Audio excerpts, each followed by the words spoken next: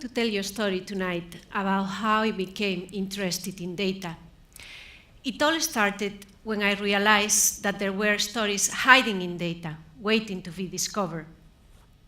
It was on October 7th, 2010.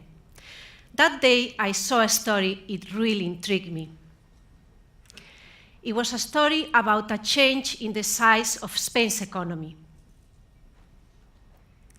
I knew the reporter who wrote the story. We were both covering the same event, the IMF meetings in Washington, D.C. But he wrote a story nobody else wrote, because he went to the source nobody else was using, the large IMF database. I started thinking then how important data has become. Think about it.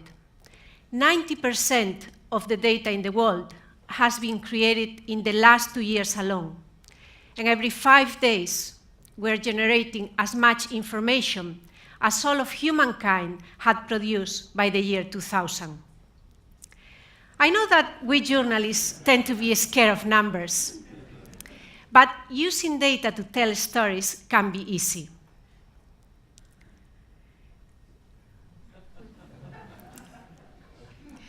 In fact, the majority of the data-driven stories being done today are being done using basic tools like Excel, and those skills can be learned in just 1 day.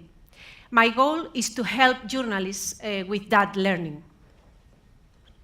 With funding from the International Women's Media Foundation, I am starting a new project to generate news using data-driven reporting and to train journalists.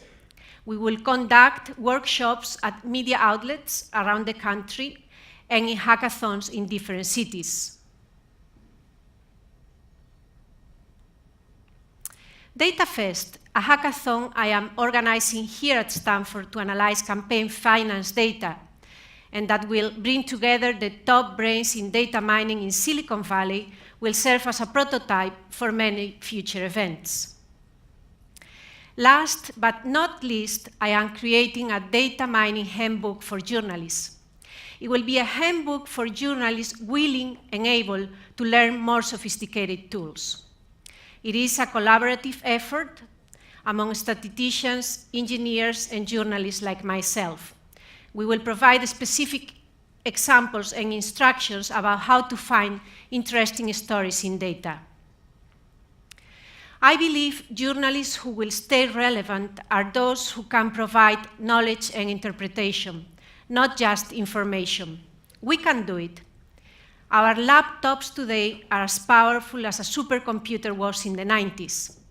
We can use free open source tools. We have everything we need to face the challenges and embrace the opportunities of this golden age of data. Thank you very much.